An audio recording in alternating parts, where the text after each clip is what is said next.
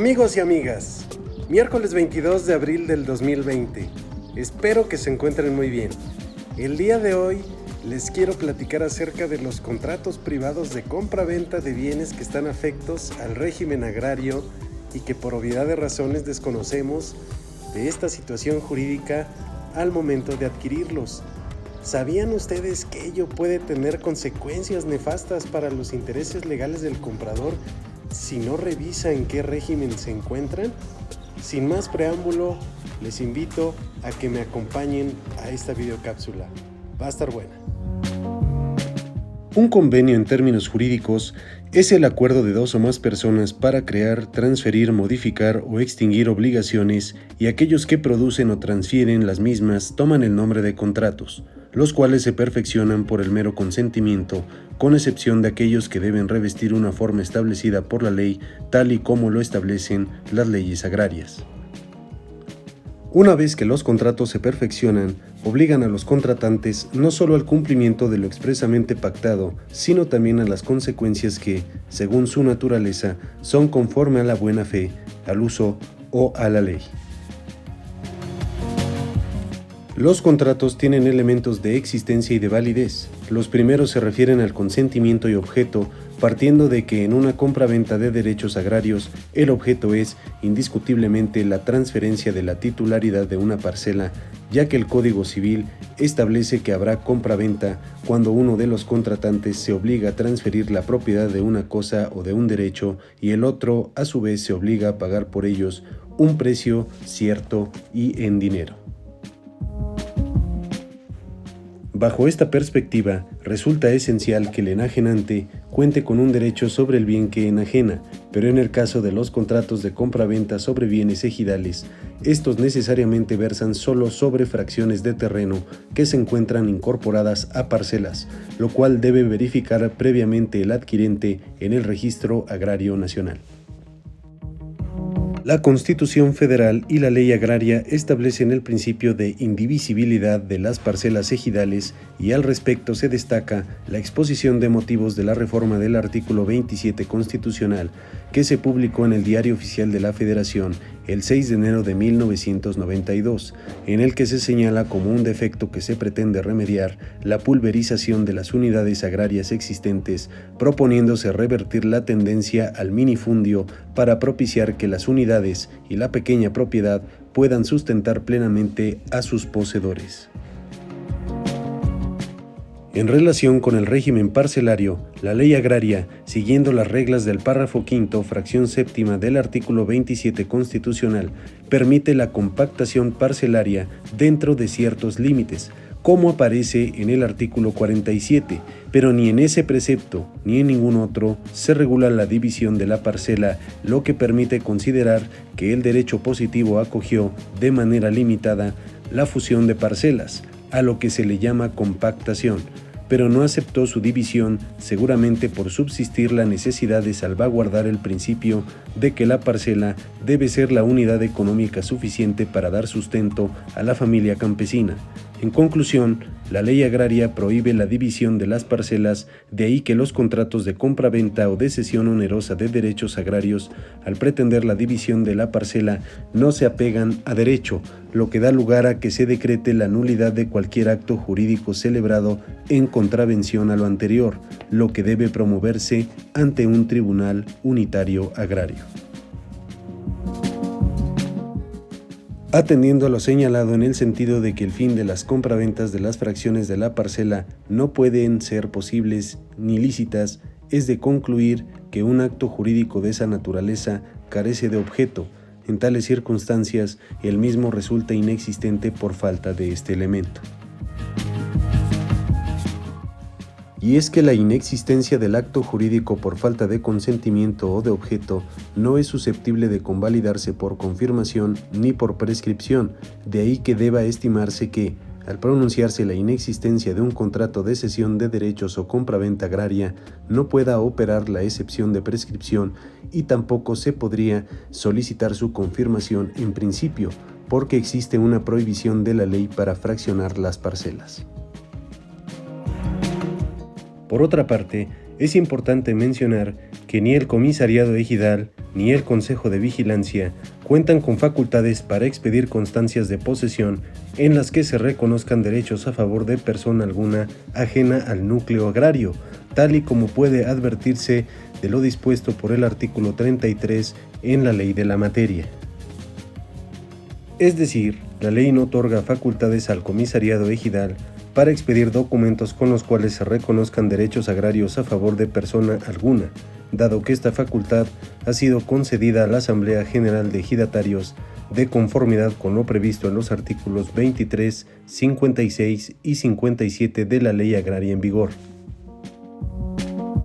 En ese entendido, si no existe acuerdo de la Asamblea de Ejidatarios, es de considerar que cualquier constancia o contrato de compra-venta o cesión de derechos oneroso agrario que fuere expedido no tiene valor legal para efecto de reconocerle al comprador derechos sobre fracción alguna o totalidad de la parcela, dado que si fuere expedida así, se estaría contraviniendo lo dispuesto por la ley agraria y de esa manera no puede amparar derecho legal alguno.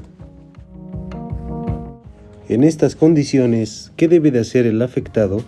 Debe plantear la acción plenaria de posesión agraria, demostrando la titularidad del bien que le genere su mejor derecho a poseerlo, en términos de lo previsto en el artículo 62 de la Ley Agraria, debiendo aportar la constancia de vigencia de derechos agrarios que habrá de tramitarse previamente ante el Registro Agrario Nacional, de la que se desprenda la inscripción de parcela alguna perteneciente al ejido y, en su caso, aportar ejemplares del periódico oficial de la Federación que contengan la resolución dictada por la Comisión Agraria Mixta de la entidad federativa donde se ubique el ejido, relativa a la privación de derechos agrarios y nuevas adjudicaciones de unidades de dotación, para que el promovente acredite su calidad de ejidatario, la titularidad del bien que está reclamando y que se encuentre amparada con el certificado de derechos agrarios expedido a su favor. Un segundo elemento es justificar que quien ostenta la posesión sobre la cosa perseguida es precisamente aquel que intervino como adquirente de la parcela, y como tercer y último elemento justificar la identidad del inmueble que se reclama mediante dictamen pericial en materia de topografía. Es de explorado derecho que los contratos de compra-venta o cesión onerosa de derechos agrarios que no cumplen con tales condiciones legales son actos que contravienen a las leyes agrarias y de interés público por no estar dentro de las atribuciones que les corresponden a dichos enajenantes, ya que las compraventas están prohibidas no solo en la abrogada Ley de la Reforma Agraria, sino también en la legislación agraria en vigor, sobre todo si no se verifica previamente a la celebración de la compraventa si el ejido donde se encuentra la parcela motivo del acto jurídico se encuentra regularizado en términos de lo establecido por el artículo 56 de la Ley Agraria, es decir, que sigan siendo derechos agrarios colectivos y no derechos parcelarios debidamente asignados. Asimismo, es importante destacar que si la ley agraria prohíbe la división de parcelas, cualquier contrato de compra-venta o acto de enajenación que tenga como finalidad dividir un predio parcelario no se encuentran apegados a derecho y por consiguiente no pueden surtir efecto legal alguno.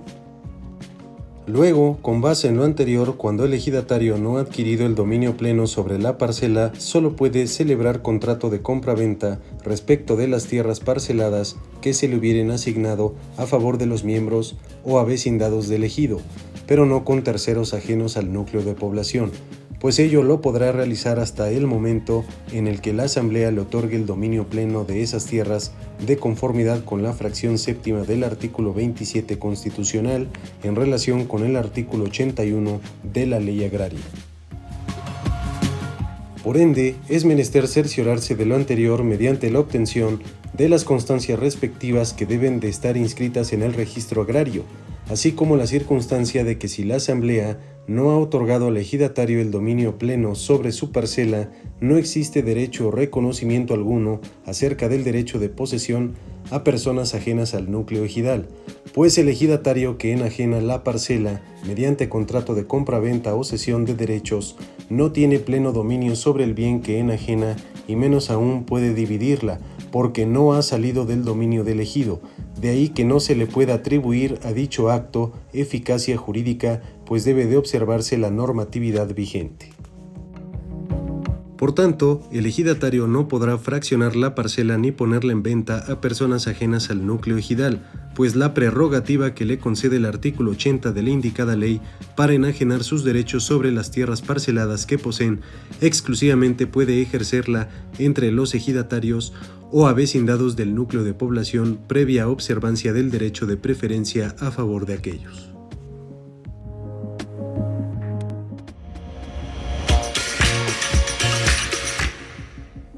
Que los contratos traslativos de dominio en materia agraria deben revestir la forma establecida por la ley en la materia, es decir, el artículo 80, partiendo de que en una enajenación de derechos agrarios, el objeto es indiscutiblemente la transferencia de la titularidad de una parcela y bajo esta perspectiva resulta esencial que el vendedor cuente con la propiedad sobre el bien que otorga en compraventa, ya que el núcleo ejidal es el único propietario de las tierras que le fueron dotadas y los ejidatarios tienen un derecho limitado que únicamente les otorga el uso y goce, mas no la titularidad del bien, de lo que se infiere que el ejidatario no cuenta con facultades para poder venderla, pues su derecho se limita al uso y disfrute de la parcela.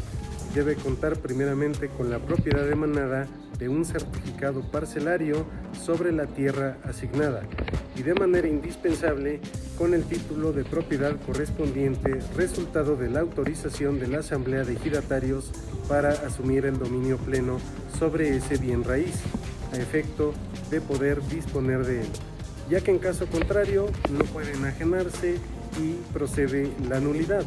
condenándose a las partes a devolverse las prestaciones que recíprocamente se hubiesen concedido. Amigos y amigas, les agradezco mucho la atención prestada a esta videocápsula. Espero que sigan suscribiéndose y no olviden de proponer su tema. Nos vemos la próxima.